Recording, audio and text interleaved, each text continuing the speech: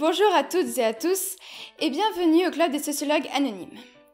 Si vous souhaitez vous engager dans cette douce voie qu'est la filière économique et sociale, vous entendrez parler de cette merveilleuse science qu'est la sociologie. Mais qu'est-ce que la sociologie précisément? Pour répondre à cette question, nous avons ramené l'éminent sociologue Émile Durkheim pour nous éclairer sur ce sujet. Bonjour Monsieur Durkheim. Madame. Alors, pouvez-vous nous expliquer ce qu'est la sociologie?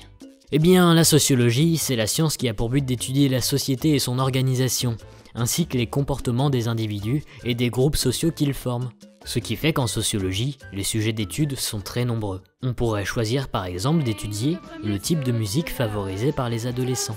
Ou encore, on pourrait étudier quel sport est privilégié par les Français. Voire même aller plus dans l'originalité, et faire comme Jean-Claude Kaufmann qui, dans son livre « Les seins nus à la plage », étudie les normes sociales qui rentrent en compte dans la décision de bronzer seins nus ou pas à la plage.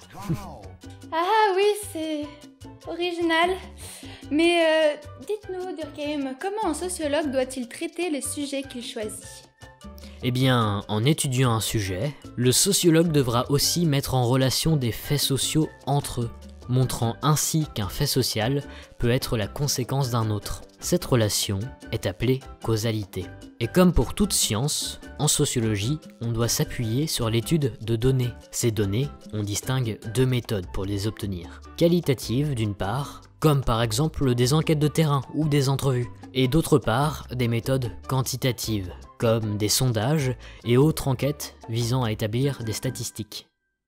Mais ce qu'il y a de plus important à retenir en sociologie, c'est le fait qu'on la définisse comme une science positive, qu'on y analyse des faits le plus objectivement possible. Un sociologue, tout comme un élève étudiant la sociologie, ne doit pas émettre de jugement de valeur. Le sociologue, il prend ses préjugés et il les met à la poubelle.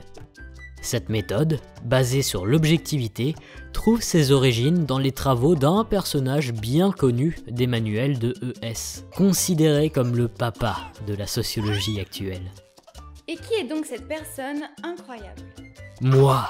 Dans mes travaux, j'oppose notamment la sociologie à la psychologie individuelle. J'ai d'ailleurs choisi un objet d'étude fort sympathique pour développer mes propos. Le suicide.